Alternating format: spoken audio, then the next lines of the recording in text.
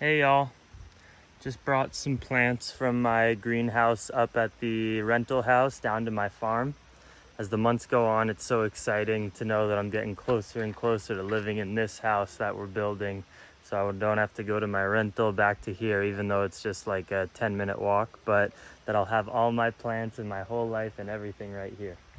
Better go shut the door to my car where Maggie's waiting, because she was just running around, but she gets scared if it starts raining because she knows the thunder's coming. She don't want to hang out, baby. Come on. Oh no, she's not going to. Okay, I'll be right back. I'm just picking some veggies and philosophizing with the Plantriotic crew before I go and cook my healthy, whole food, plant-based dinner. Yes, I am blessed. All right, let's see what we got. I just brought down, these are some jackfruit trees that we grew from seed, Okinawa spinach, Tulsi basil, dragon fruit, Cuban oregano, Wani llama, Jamaica, hibiscus. Here's some grapes, actually. Just planted this out today with little baby starts of basil and lettuce and parsley and kale. And picking some tomatoes. This is the last harvest of these tomato plants before we gotta replant some new ones. Tomatoes last like 6 months, then you want to plant some more. I want some broccoli and broccoli greens. Watch this. Have you ever done this, guys? This is one of the most magical things to do, which is to eat flowers off of a living plant. Talk about living foods. Eating flowers, how poetic is that, off a living broccoli? That'll make you happy for eternity. Raw broccoli flowers. Fuck yeah. I love life. And the reason I love life is because mood follows action. And I've been blessed in my short, privileged life experience so far to really listen to my teachers and people that have wisdom. I feel like Rich Roll set it all on for me, and Rich Roll's the one that says mood follows action all the time, so shout out to Rich.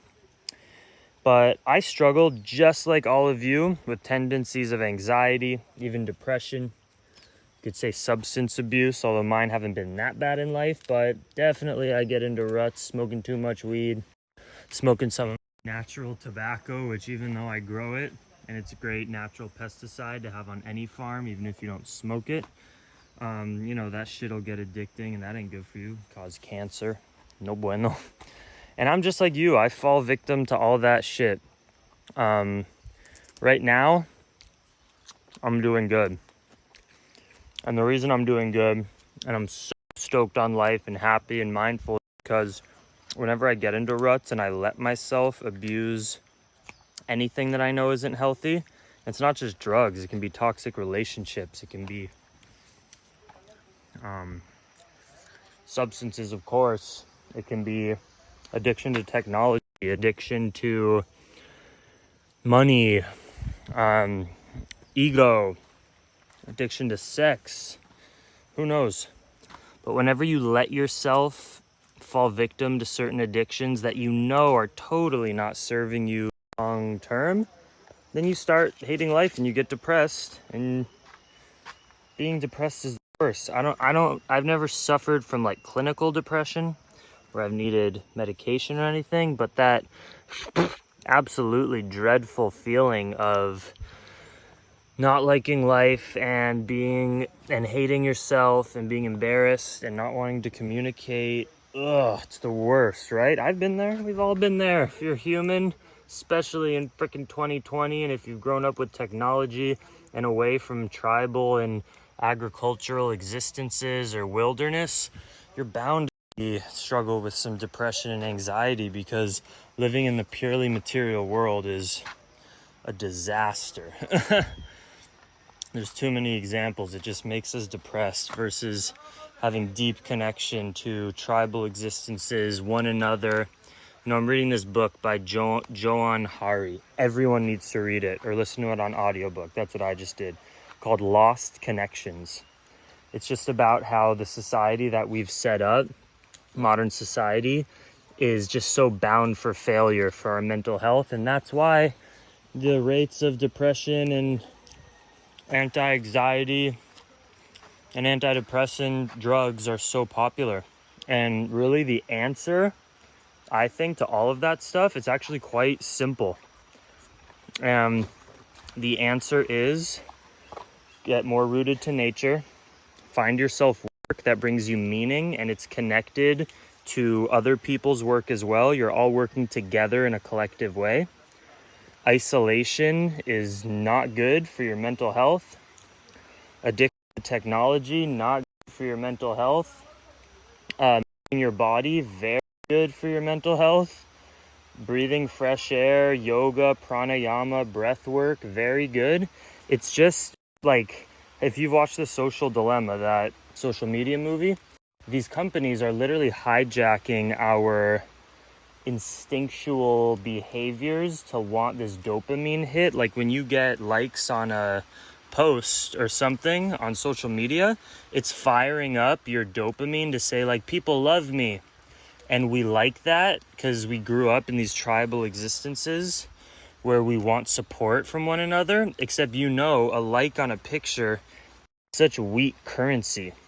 It's hacking our dopamine receptors to think that we're happy, and then 2 seconds later we're depressed because we're alone in a room and people aren't actually there to help and support us. So when you base your happiness off of these artificial stuff, you're so bound to be depressed and to fail in life. And then you use substances, and we know substances breed depression, and then it's just a feedback loop. And when you think about it, there's probably so many people living in all around the world now that are just like smoking legal weed, which is great, spending all day on their computers. They have a job that is not like meaningful, it's just to make money. And then it's a feedback loop of more drugs, more isolation, more shitty job that you don't care about. And then you're just fucking depressed, and fuck that shit. There's so many options out there. From volunteering on farms, you can go to any Hare Krishna ashram and for free they'll put you up and you can live there and you'll be connected to singing and dancing and community, and you'll feel so much better. If you're depressed and living in a city or with your parents who don't understand you, like there's so many options. And I know it's harder for some people to break out, but you can do it. And so I'm just so grateful that I am aware that moving my body, not being addicted to substances, and being sober, other than the occasional marijuana for me, and being rooted in nature at all times, having open communication with my loved ones, being in relationships, doing yoga, it's kind of all you need. It's quite simple. And some of you will be like, yeah, so lucky for you building this big project and you're so privileged and supported. That is all true. Stuff does come easier for me because just for a variety of reasons. But as I said, there's options. You can learn. There's couch surfing. There's woofing. We're going to rent out cabins here. You can come live the life here and get inspired. You have the internet. Oh, I better go. Rains are coming.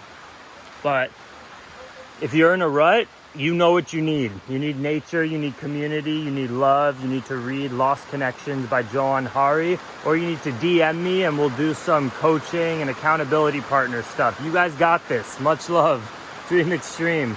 Get addicted to the simple things, to love, nature, communication, relationships, yoga, and less on substances, junk food, money, shit like that.